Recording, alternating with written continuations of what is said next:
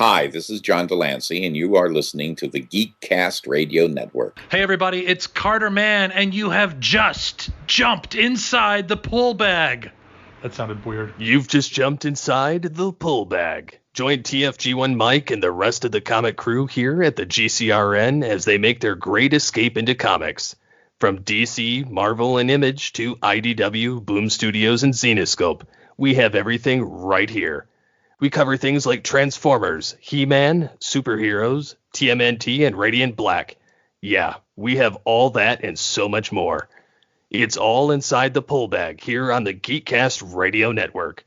So, without further ado, it's time to talk about the comics we're reading right now, here inside the pull bag.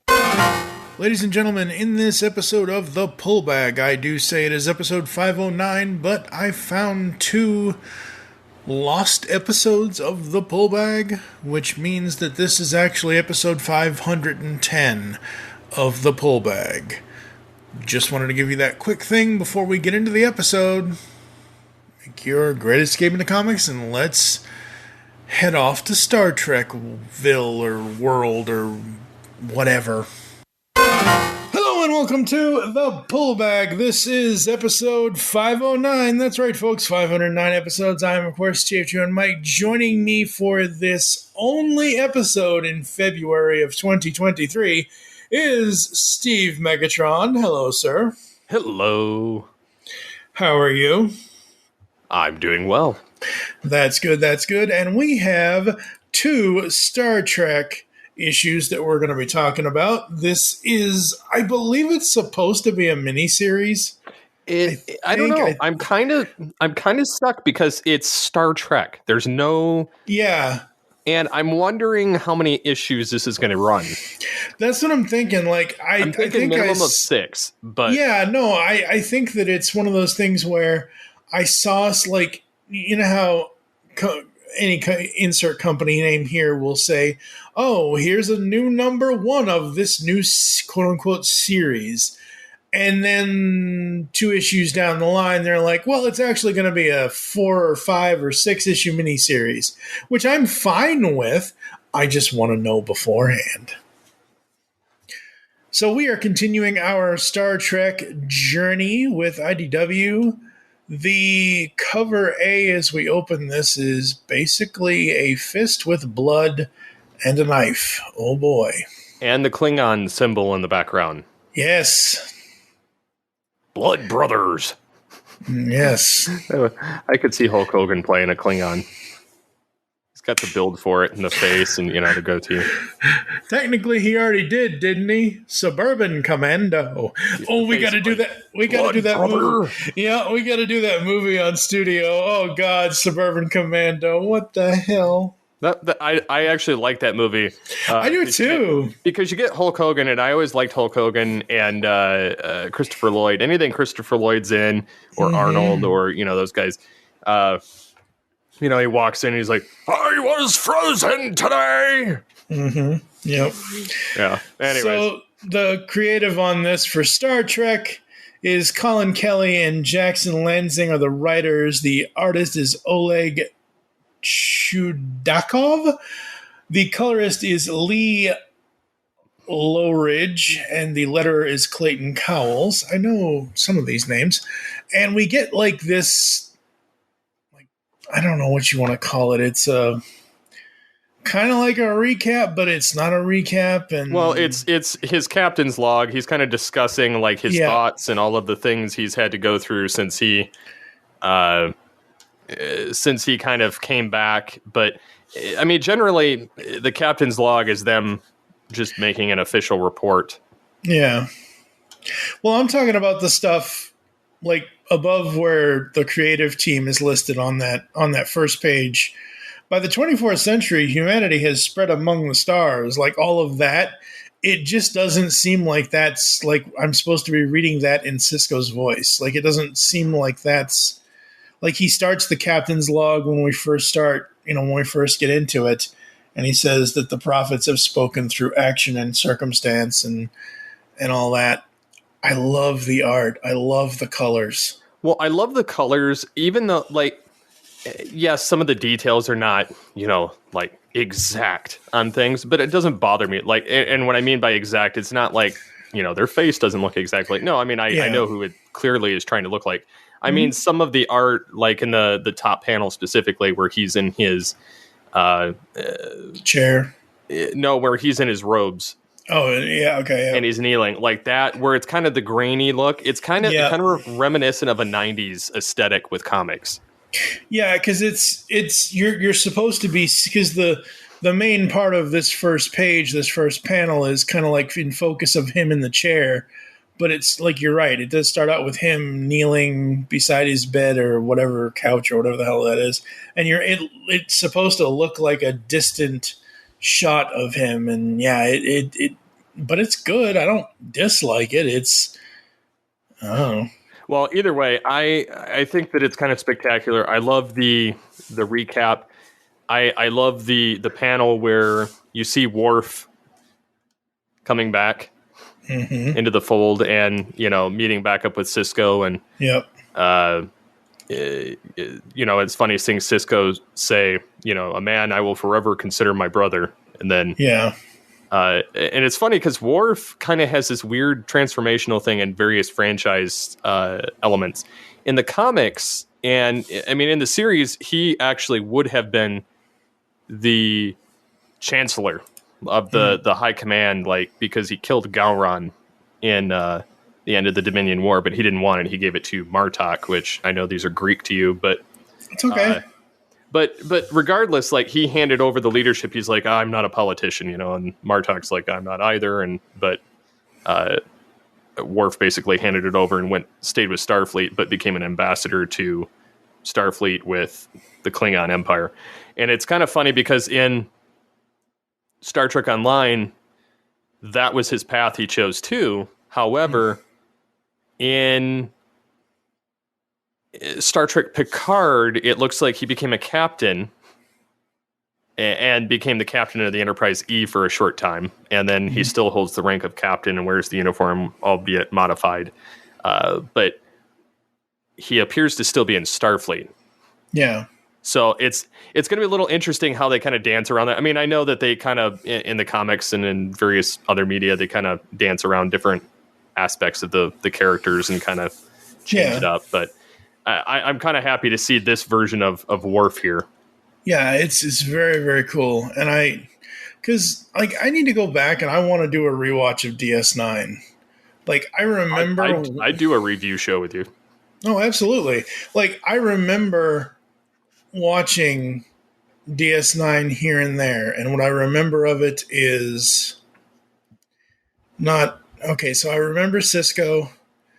I remember, was it O'Brien? O'Brien came from The Next Generation. Right, but it's that guy. It's what's Chief his O'Brien, name? Miles O'Brien. Yes, him.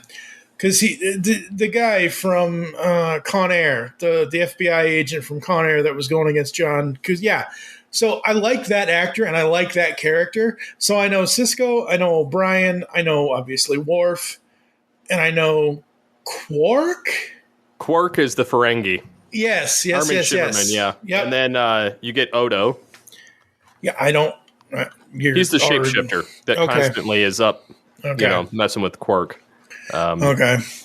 And Bajoran, first officer, Kira. Yeah. So. And then obviously at some point in that series you get Q. Well, Q is in Deep Space Nine in the first season. He's in episode 6. Yep.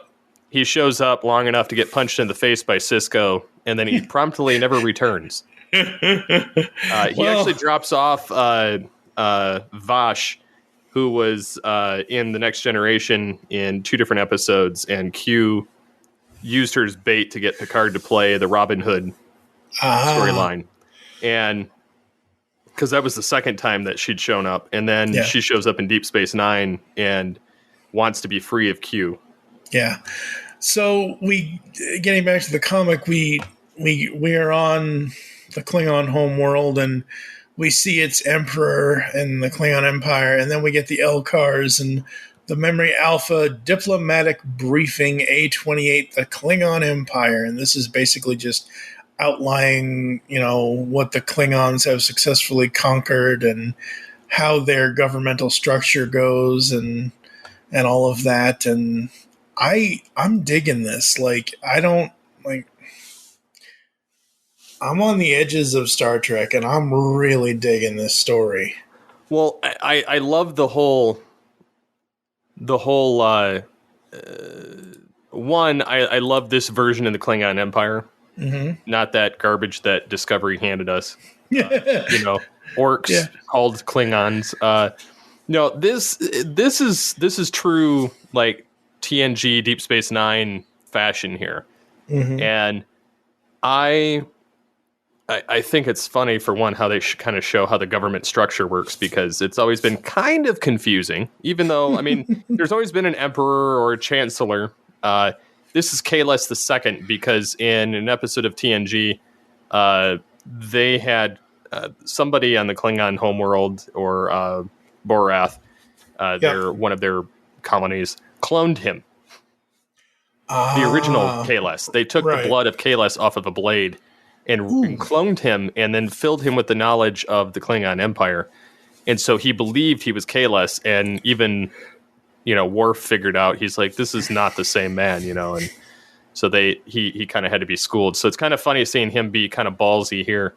And then, of course, Martok is, the Chancellor here, and then the High Council, and then you get Worf as the Federation Ambassador.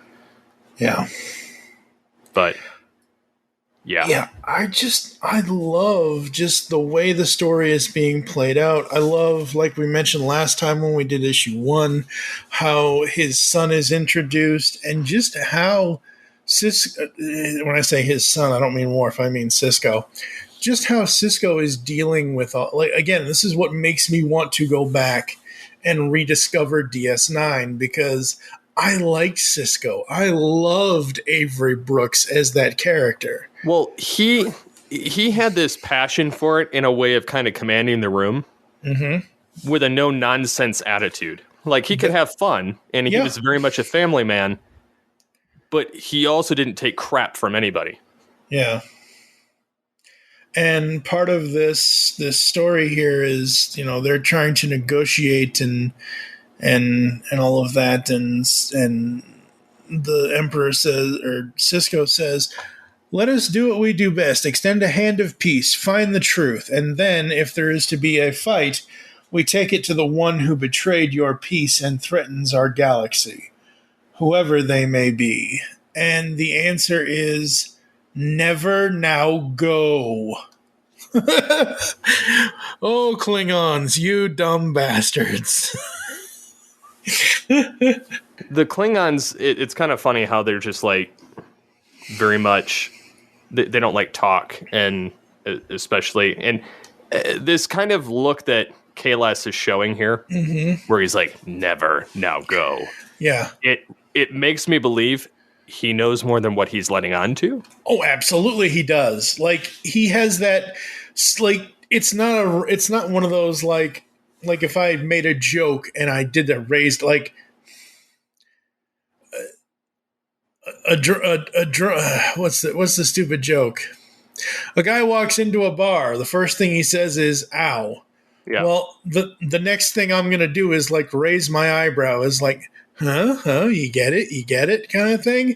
But in this case, the way he's scowling, the eyes on him, he's scowling, but he's also kind of gritting his teeth, smiling, like, he's not frowning, but it's a mixture of emotions on his face. So you know that, again, his no answer is because, like you said, he probably knows more than what he's letting on. And they're going to have to figure that out eventually. Yeah, and then, of course, Commander Data. Yep. He's waiting and has to beam them back, and Worf comes back with them. Yep. And it's funny that Sisko basically calls Worf back to duty. Mm-hmm. And there's only two men that Worf would honor that respect with. It's him and it's Picard. Yep. It's the only two he would willingly go back into the fray for. and he kind of misses it because he's been doing paperwork. And then you get to see the awesome shot of the Theseus here. Yes. Oh man, the Theseus. Look, I'm sure everyone is tired of the like what Scotty always said. The Enterprise, just the Enterprise, no bloody A, B, C, D, or whatever. Like, but Theseus, I don't know if I like the ship itself. I like the way it looks, but I'm still kind of on the name. Yeah, the name I'm kind of, but it's supposed to represent like that ever changing, ever constant. That's true. Kind of being there, being pushed up the hill and starting back over. Yeah. That's why, because it's been rebuilt multiple times, but Scotty's the one that's been doing the legwork. So that's the thing I love about this comic. There are characters that I know, and there are characters that are either new to this, or maybe they aren't. You'll tell me when we get to them. But like, there are characters I know, and then there are characters that I don't know. And when the characters I know start showing up and start interacting with the characters that I don't know, I'm like, this is why I like this book, is because it's a mix of everything. It has something for non-Star Trek fans who may want to get into it, or diehards like you, or somebody like me who's just kind of in the middle and knows certain things, but is basically, stupid to other stuff. Well, and it's funny because they have the 4 best Trek series represented here. Yep. They have the original series with Scotty. Yep. Who crossed over into TNG. Yep. They have Dr. Crusher, Data, and Worf, who represent TNG, but Worf crossed over into Deep Space Nine. Into Deep Space Nine. And then you obviously have Sisko and Worf in Deep Space Nine, and then you have Tom Paris for Voyager. Yep. And then the other 2 are new. Yeah. I like the new Spock. The new Vulcan. I know he's not Spock, but I like him. Ensign Talaire? Yes. I don't like his name. Like, his name is kind of goofy. I'm not... it sounds Romulan. Yeah. It doesn't sound Vulcan. It sounds wrong. Like, I'm not saying he needs to be called, like, Spock Jr. or Spock... Or Corkboard. But... Ensign Stopgap. The only thing this is missing is a... oh God, Takei. What was it? Yeah. That's all it's missing. Anyways, I thought it's funny how Sisko, Dr. Crusher, Data, and then the Andorian female transport down to the planet to discuss the issues that they're having, and then Worf gets command of the Theseus. And he goes, first thing he says, "Today is a good day to die." Yep. Sir, I would like to very fervently lose an objection to dying. This ship is capable of some real damage we could dump the extra power into.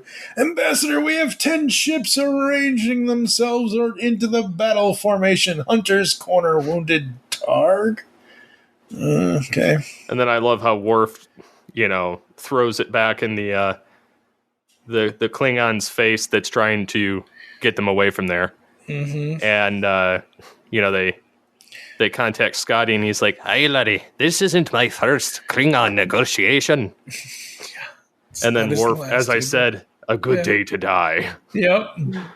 But yeah, it's kind of interesting though that, all the stuff that's going on in the planet, and then Worf is holding fire and not allowing them to shoot.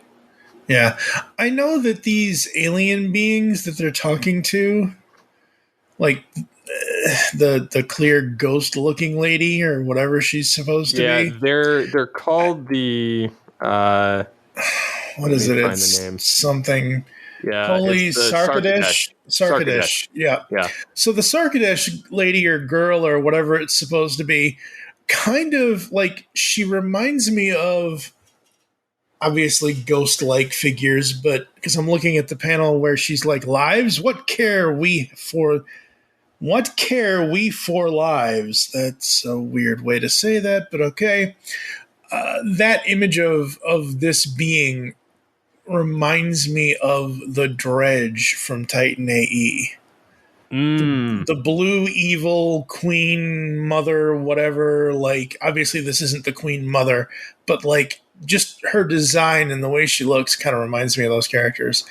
And the designs in this, like we already said, the colors, the lines on the ships. Oh my God, this is so cool. I'm loving this series. I love the detail. Yes. It's you'll have some far away where they're, kind of you can kind of tell what they are. And then you've got some where it's like fully detailed.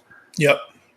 I don't know. I loved it. And then with Worf, he's very smart and tactical because he did it for a long time on the Enterprise, plus on Deep Space Nine.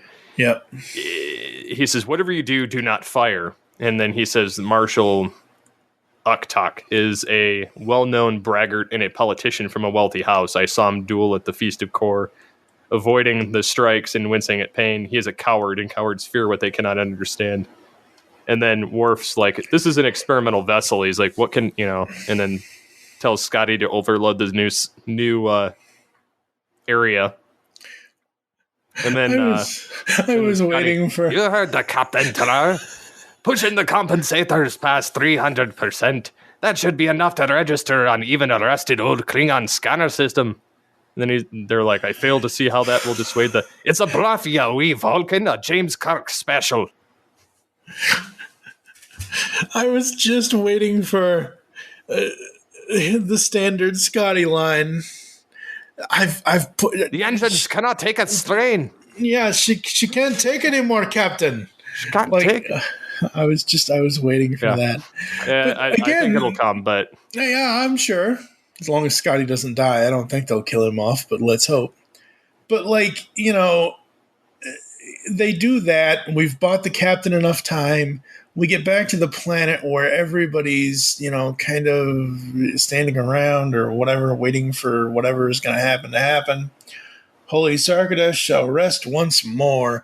And again, the colors, just the sheer change in color. So if you go back up to the outer space pages of the space battles of them flying in space, and you go down to everything we just talked about with Scotty, all of these colors are like greens and blues and yellows, and we get down to the planet and we see all these like reds and purples and blue, and then we see the panel where, like I said, the alien being says, and Holy Sarkadesh shall rest one. Like, that's a bright, flashy lens flare panel, and I just love it. It's so good. Yeah. Notice how the only one that's bothering the head of is the Andorian. Yep. Yeah. Oh, those crazy Andorians. Yep. But anyways, I think it's funny how it takes Data to talk them down. Yeah. Because they don't respect organic beings, but he's like, look, they made me. Yeah, I'm not an organic being. I am an android. I am a robot. So, and then they get back to the conference room and start discussing the whole situation, like typically happens in Trek fashion. And Worf basically is saying, that he would like to be reinstated as a Starfleet officer and resign his post as ambassador so that he can help. Mm-hmm. And they found one thing in this issue, one discarded clue for them to follow. And it's a Klingon blade. Yep. It's a Klingon blade, and I love how IDW does, and most comic companies do this, but like they'll have the little word blurb at the bottom, like next, and then they'll have something. And I was not expecting them to have what they have here. Next, so long, and thanks for all the Q. And Q's coming. Well, yeah, hello, obviously. Well, and he's one of those. He's one of those beings. He's one of those beings, those entities. Yes. I love all of the variant covers there for this issue. There's multiple ones. There's the main cover that's done by Ramon Rosanas, colors by Lee Lochridge. There's a Data cover that's done by Malachi Ward. There is a Worf and Sisko cover by J.K. Woodward. There is a Sisko cover done by Christian Ward. It's so cool. My great. favorite one is the one by J.K. Woodward. Yeah, that one's awesome. I love that one. Because it shows them how they are. Yes. And I'm already going to put you on the spot because I am probably going to go into IDW's server because we have access, and that's going to be the art for this banner. I'm going to make you start doing banners again, damn it! And that's going to be the art for this episode because you're right. The J.K. Woodward cover with Worf and Sisko, like literally, it looks like Michael Dorn and Avery Brooks. Like, I mean, they look cute. I know Worf technically isn't human, but the actors are. All right, Star Trek issue number 2. I like where it's going. I like that it gave us action and story at different points. I've already mentioned the colors and the art. The writing is so cool. It's so fun because you have these serious situations mixed in with partial comedy, and it just works. I don't know. It's unfolding in an interesting fashion, and to be honest, the writers captured these characters' personas to the T. So, I give this very high marks. Yes. So 0 to 5, it was probably going to get a 4.5 for me. It wasn't that I disliked anything, but it didn't, like the next issue when we talk about issue 3 here in a minute. That one kind of like, that's probably going to get my 5 because, wow, issue 3 is... this one was good. Issue 3 is great. Yeah. So I too will give this a 4.5 out of 5 just because I relish where the next one goes. I like when Q shows up. Anytime he shows up like in Trek, that's like some of my favorite content. Granted, I've met the man twice, so... Nice. And you folks have probably already heard at the beginning of the podcast, this is John Delancey, and you're listening to the Geekcast Radio Network because, we talked to the guy a number of years ago now. But, we're going to take a quick break. You're going to hear some ads and some other stuff. We're going to come back to kick off issue 3 of Star Trek from IDW Publishing. We'll be back right after this. Hello, geeks and geekettes! Looking for a podcast that covers a vast array of topics? Then check out Altered Geek Unleashed, where we discuss our thoughts on this week's geeky news, tech, gaming, television shows, movies, cartoons, comics, and more. So, get altered, get geeky with the Altered Geeks, every Friday on the Geekcast Radio Network.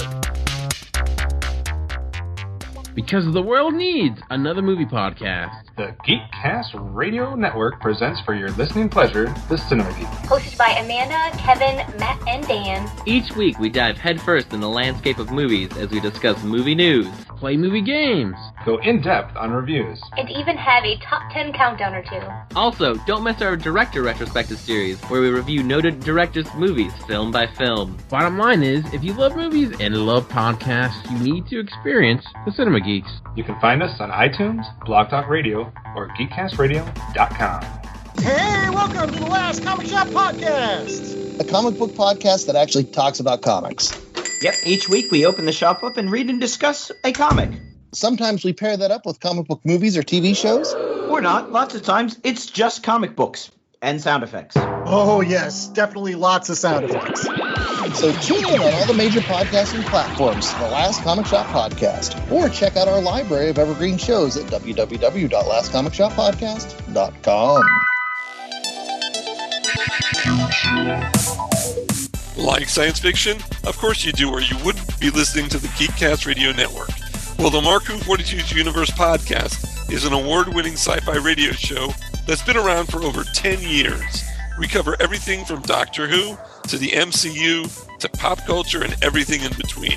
A new show drops on Tuesday mornings on the GCRN website and all of the major podcast platforms. So listen to the Marku 42's Universe podcast from the universe and beyond.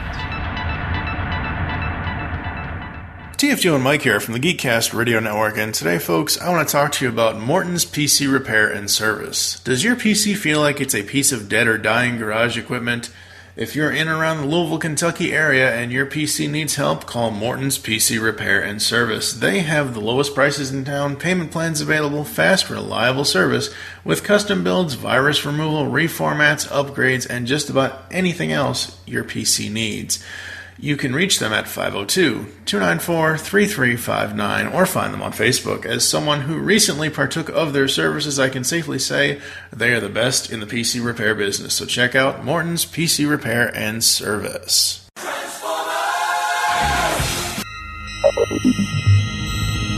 You are receiving a transmission from the Rod Pod. Upload pending. Stand by for soundtrack transfer. I am Maggie. And I am John. And we are trapped, hurtling through space in a ship shaped like Rodimus's head. The ship, for reasons we haven't been able to determine, contains the entire run of the IDW Transformers Phase 2 comic, which chronicle the events following the end of the war between the Autobots and Decepticons. So we figure we may as well read them all in order and report our findings to you. Stand by. Stand by. Upload complete. Now.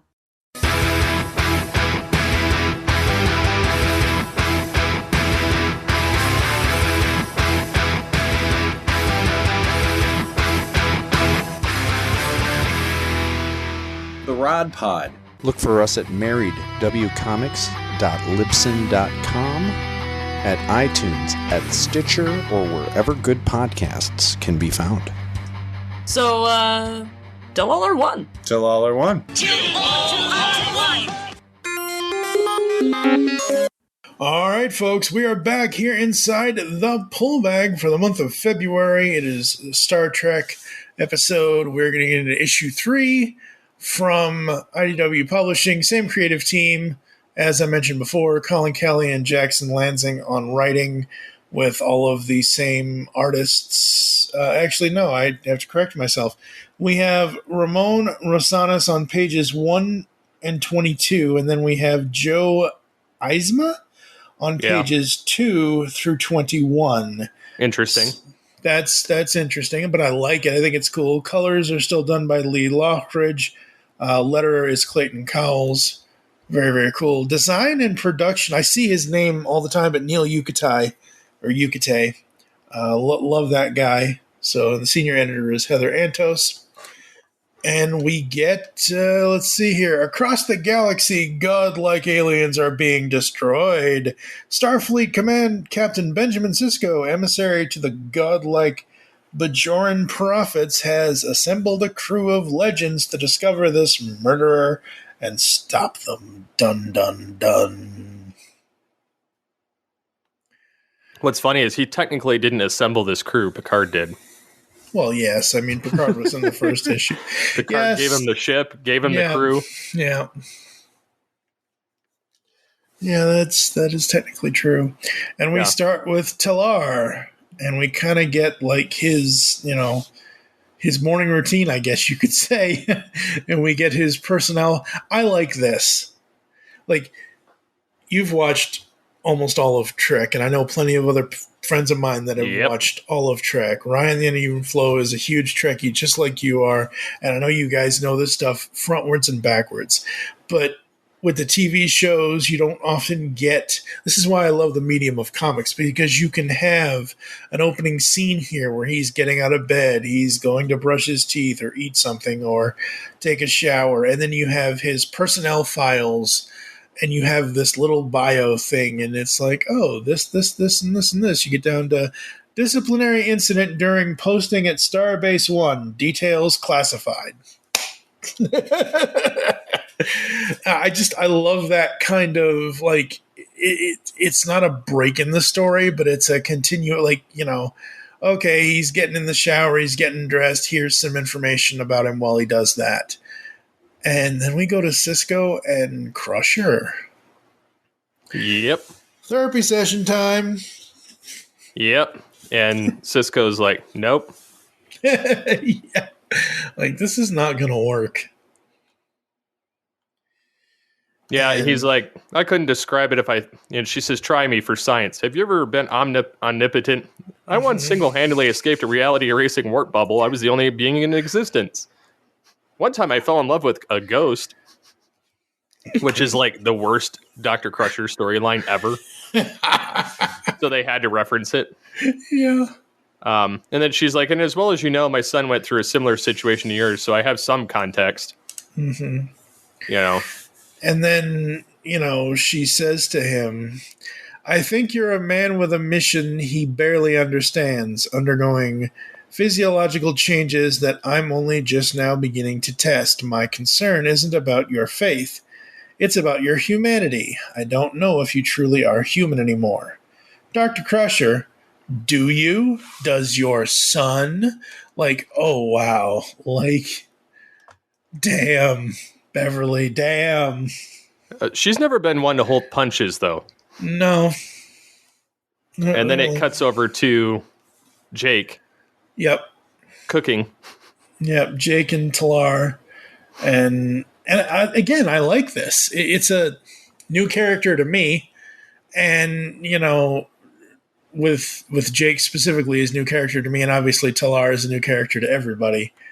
And sadly, I don't know why IDW did this, and they very rarely do this, but they put an ad for the Discovery trades that they're coming out with, but we'll skip that.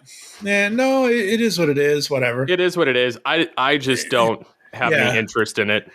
I don't either, but like IDW usually doesn't do ads in the middle of the stories. They will put them at the end. And I was kind of like, wait a minute, why is, we're having a great old time with Jake and Talar here on cooking with Star Trek characters, and then all of a sudden, hey, here's an ad for, the new graphic novels based on the hit TV series. Okay. So we get back to Jake and Talar, and I love their conversation. I think their conversation is so fun and interesting and cool, and they are talking about issues that, they've been through and things like that. And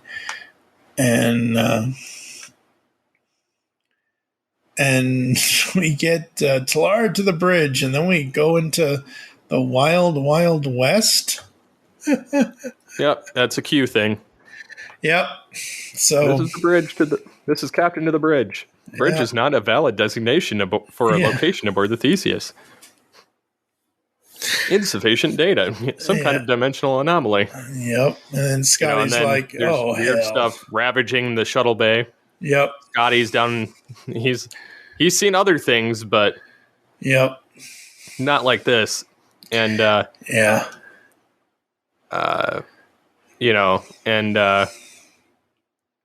Sisko's being talked to by the prophets. Yep. And then he figured out that only one hides behind a curtain. And then Q, oh, Benji, always the poet, but I don't need a grand introduction. Just say my name. And he says Q. Yeah, and the funny thing is, and I mean, I know this is very, very short because we just started this, but like literally I'm like, isn't that where this should have ended? Like, that seems like a very cliffhanger scene to me.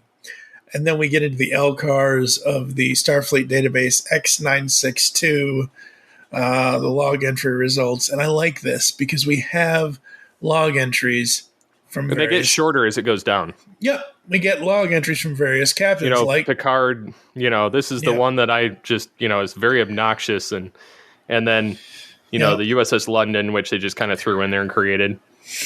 Yeah. It says... he made a mariachi band follow me through a delicate diplomatic situation with the Shellyak. The seventh and final time, he made a lot of fart noises and pouted around my bridge, complaining I wasn't paying enough attention to him. And then Janeway from Voyager. And then I love Sisko. I love Sisko. It's one entry and it's short. The Q came to Deep Space Nine today. I put my fist through his face. End of log. And he did it again. Yeah, no, absolutely. Yeah, and he does He's it. like, I didn't think I'd have to teach you this lesson a second time. Yeah, exactly. I'm the one who had to learn the lesson. And then he goes, the Sisko is trapped in a puzzle. The Sisko is all alone. The Sisko can only rely on himself. The Sisko has a hammer bluntly. And I'm afraid you're entirely the wrong tool for the situation. This is, again, like I said earlier in the podcast, this is why I want to go back and rewatch DS9, because I have only seen like clips and things of Q, and I know Q isn't in all of it, but like I want to rediscover that show. So just because of this comic, and it's so cool. It's so fun. And Q, he's a particular kind of bastard, isn't he? Yep. Well, he likes to test them, and then Scotty's like, freaking out because the warp core is creating a space-time, breaking out every space-time law, and he wrote them all. Yep. And Q is like, you've already failed the test, and then Crusher's like, there it is, Q's favorite word, test. Yep. And then Sisko's son interrupts and he goes, rude, I was going to give a whole foreboding monologue. Yeah. And then he has to say games, and that's when Q's like, all right. Here, go swimming from an octopus, or here, do this, or here, do that. And now, there's in every panel, there's something for Taylor and Sisko to get through. Yeah. Like they're running through a hallway, they jump down a turbolift shaft, they have to fight by people that are fencing. Yep. They have to swim through a deck with an octopus. Yep. They have to go ballroom dancing. They have to go through the 23rd century with Kirk, Core, and the Organian peace treaty. And then the episode of the Tribbles, overloading the ship. Yeah. And then the next panel, it looks like, it's part of the ship, like the deflector control area. But what's funny is it looks like in Beast Machines. It does. It kind of looks like the Oracle. Yeah. But it also kind of looks like the Stargate from Stargate SG-1. A little bit. Just a little bit. So we get Scotty and Talar and Jake and Scotty looks like he's dying. Talar, you got to activate the fix. The core's accelerating to collapse. And this is where we get Talar's kind of, Jake, you previously noted my similarity to the famed Ambassador Spock. This is not a coincidence. I encountered Spock when I was a child. I saw him in everything noble in the universe when faced with overwhelming problems. Like those we face today, Spock's example leaves me no option but to put the needs of the few above the needs of the many. For I am Talar, a Vulcan of Starfleet, and whoosh. And then at the last second, Q saves the day. Yeah, he snaps and it away. He's got a modern uniform, but he decided to go with operations instead of command. And he's an admiral. I thought it was supposed to be a spoof of Kirk. No. Okay. I'm so used to him in his old man cloak design that seeing he also this, dressed like Picard a lot. Okay. And then he switched to the new uniform when Sisko came. And he says, oh, you got a new tailor. And then he switched. And then in Voyager, he just kept the same uniform. Yep. So, he goes on and says all this stuff, all this Q thing, and he and Sisko shake hands, seek out the god city of Takan, and don't you dare let us down, snap. And did it work? Sisko to engineering. How are the laws of space-time being down there? You never know they could be broken at all, Bridge. Are you back with us? And, so it's kind of sort of back to normal, but not really. And then Worf, it only took me 1 week on this vessel to end up in a stupid hat. Because that's what happened. He probably put him in Sherwood Forest. Yeah, he probably did. Oh, Worf. Oh, Q. And yeah, so we get basically, Sisko is sitting there eating, and after, he talks with Crusher again, and we get more of Talar, and it's kind of like a mixture of the two scenes, and Talar says, "I am Talar, a Vulcan Starfleet." And yeah. Well, you obviously know something's wrong with Talar. Yeah, look at his chest in the panel. Yeah. But he's struggling to say, "I am," and then Talar. "I am Talar." Yeah. I think he's either a changeling. Okay. Like a shapeshifter. Yep. Or because he lit up the way he did in there. Yep. He's some other species that can kind of change their physical appearance. He might even be an Organian. Oh, interesting. So, I'm not entirely sure, but... Yeah, I'm not entirely sure either. It'll be interesting to see why he has that blemish and why he's struggling so much to hold it together. Yeah. Ugh. Next, the City of the Gods. For the covers for this issue, we have 4 of them. We have the first one is the ship with Q's skeletal-looking face in the background. That's done by Ramon Rosanas with colors by Lee Lockridge. The second one is Sisko with Q's, image behind him. That one's my favorite. Yeah, that one's good. That one's really good. Yep, that's probably my favorite. But the one with the Theseus is my second favorite. Oh yeah. That it's a cool kind of like, oh, you're flying away from danger kind of thing. Very cool, very cool. I'm loving this series. I think this series is so fun. I think it's interesting that they have whatever story that they're going towards. It's interesting to me because it feels like I'm coming in fresh.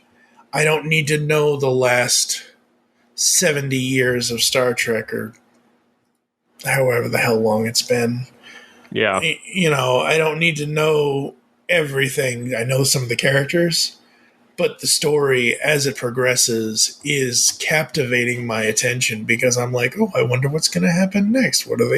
How are they going to do this? What are they going to do that? And the whole thing with Talar and Jake, and then obviously Talar at the end, it's like, ooh, here's a bit of mystery here. What is he? What's he going to do? Obviously, based on this issue, we know Q's going to always mess things up, but maybe this is the only encounter for this series that we have of Q, but who knows? We'll have to wait until next time for issue 4 to see. I assume you're giving this a 5? Yep. I am also going to give it a 5. I really dug it. I thought it was super fun. I thought it was interesting. Just overall, really enjoyed it. Same here. All right, folks. I think we're going to go to one more quick break, and we're going to come back after this to close it out. Do you know John Hyatt songs? Maybe you know them from being covered by Roseanne Cash, Three Dog Night, the Neville Brothers, Emmylou Harris, Eric Clapton, B.B. King, Jeff Healey, Bonnie Raitt, or literally hundreds of others. Maybe you have some of his albums on your shelf, or in your cow-horned Cadillac right now. I'm Jesse Jackson. And I'm Sylvan Groff. And we're going to dive in from A to Z. Join us on the Perfectly Good podcast. We're going to discuss all of your favorites and uncover some forgotten gems, from Aces Up Your Sleeve to Zero House. Rate and debate every John Hyatt song on the perfectly good podcast, Have a Little Faith. Hi, I'm Dan, and I'm the host of the Rock Nerd Radio Show, which airs live on HudsonRiverRadio.com every Wednesday evening at 8:30 p.m. Eastern Standard Time. It also gets backed up as a podcast, which you can find on your preferred podcasting platform. Every week on my show, I talk about all kinds of pop culture. I talk about music, I talk about movies, TV, comics, collectibles, and so much more. I also feature a guest on my show periodically, which you might enjoy. I have a couple of special segments on my show, one called The Cover Song of the Week and My Favorite Thing in the World This Week. If you think this sounds cool, check it out sometime. I hope you do. Kid? Yes. Shut up. Beyond the Night is the GCRN's latest review podcast. We are covering everything in the Knight Rider television universe, from the classic 80s TV series to the 1991 reunion film Team Knight Rider, and the 2008 relaunch series as well. So join TFG1Mike and Dion the Music Man as they go in-depth and Beyond the Night only on Geekcast Radio Network. You can find Beyond the Night in iTunes and on www.geekcastradio.com. Kid? Yes, Michael. Just keep driving. We are back here inside the pull bag. Steve Megatron, it is February 2023. What have you got going on? More podcast. Definitely podcast. Yeah, we don't know which ones yet, but definitely more podcasts. Definitely. That and working on Transformers figures, but Yes, absolutely. As I said, folks, this is going to be the only episode here in February, episode 509, because coming up in March, we've got the 10-year anniversary episode. I don't know what I'm doing for that, but episode 510 will be a decade of decadence, 10 years of TPB. Steve and I are also going to do Transformers Classics Volumes 2 and 3 for the Transformers stuff, for Transforming Marvelous March. I hope I can get through those. They're not all that bad. Some of the issues, I will say, are painful that are in those volumes. Yeah. But some of them are not. Well, let's hope. It depends on the writer and it depends on the art and what characters are featured, because there's some characters I'm just like, I cannot do this. It's just, they're painful to read, but we'll get there. Yeah, originally, because I know you want to cover these, and I'm more than I'll do whatever. I'm more excited once we get to Dreamwave to see if it actually holds up to what I remember. Okay, yeah, well, maybe I did enjoy Marvel. Yeah, maybe we'll just switch to Dreamwave, but we will be doing, at least in March, Volume 2 and Volume 3. I moved the other volumes down to Autobotley August, so it at least gives us a few months head start on whether we want to change our mind or not. So yeah, that's what's coming up in March. So 10 years of the pull bag. Folks, if you're hearing the sound of my voice and you've listened to this podcast at all in the last 10 years, send me MP3 files, send me voicemails, whatever you want to do. Obviously, MP3 recorded files are fine. If you've listened or if you've, paid attention to the podcast, or what you like about the show, what you don't like, whatever it is, if you want to just thank us, please send those to feedback@geekcastradio.com, because I do want to compile some sort of listener section for the 10-year episode of the show. So there is that. And that's basically what's coming up next is 10 years of the pull bag in March. You can go to geekcastradio.com where you can listen to and comment on all of our content. You can check us out on any podcatching client you choose to use. You can follow us on Twitter at GeekCastRadio for the network, at The Pullbag for the show.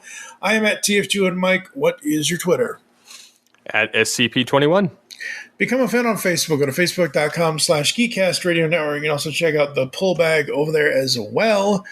And like I mentioned, next time is 10 years of The Pullbag. I don't know what the hell I'm doing with that, but it is what it is, and I'm sure I'll figure it out. That's why I gave myself a whole month to figure out what the hell I'm doing with the next episode.